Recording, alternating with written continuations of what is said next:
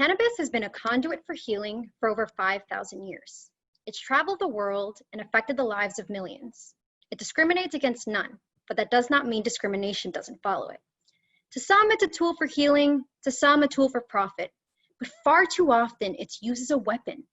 Far too often it's used as a tool for racial injustice. My name is Jessica Gonzalez, and I am a cannabis attorney, fighting for cannabis legalization that addresses the harms caused by the criminalization of cannabis on the Black and Latino communities. You see, cannabis has been scheduled, criminalized, and decriminalized, all while remaining criminal. Its fate, a patchwork of laws that determine its legality based on invisible state lines. And right now, 37 states in the US have rolled back prohibitionist laws in various forms.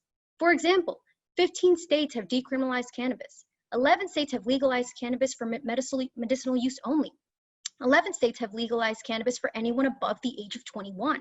And in the 13 remaining states, cannabis remains absolutely criminal.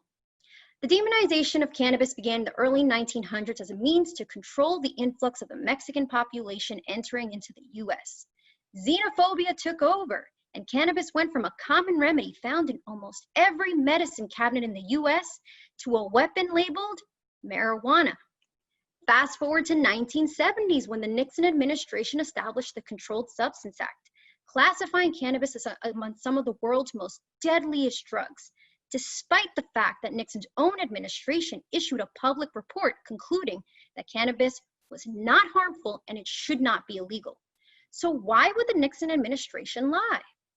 In the words of one of Nixon's top policy advisors, "We knew we couldn't make it illegal to be either against the war or Black, but by getting the public to associate marijuana with hippies and heroin with Blacks, and then criminalizing both heavily, we could disrupt those communities." Did we know we were lying about the drugs? Of course we did. The war on drugs was born. Cannabis's identity was stripped, and science was replaced by racist propaganda. And how effective was this war? White people consumed cannabis at the exact same rate as Black people, yet Black people are 4 times more likely to be arrested for cannabis. From 2010 to 2018, police made over 6 million arrests for cannabis in the US. To put that number into perspective, on an annual basis, police arrest more people for cannabis than for all violent crimes combined. And while 700,000 people go to jail for cannabis in a single year, cannabis is also a stream of corporate revenue for a $14 billion industry, where 81% of cannabis owners are white. Because now cannabis is mainstream, now cannabis is debated on presidential stages, now cannabis is deemed essential along with hospitals and grocery stores. So how can cannabis be deemed essential when its very presence continues to disproportionately criminalize Black and Latino communities? Because now cannabis makes billions. Now cannabis is traded on stock exchanges. Now cannabis is a job creator because now cannabis is the fastest growing industry in the world. Yet less than 4% of Black people, less than 6% of Latino people own a cannabis operation. So how can those who shouldered the weight of its criminal status benefit from its newfound celebrity status? The cannabis industry arguably has one of the highest barriers to entry. In order for an applicant to apply, you need at least $250,000 just for the opportunity to apply. And if awarded a license, at least another $1 million for build-out. Access to capital is thus the #1 deterrent from entering the cannabis industry. Since cannabis is still federally illegal, the only way for cannabis applicants to obtain capital is through private investors.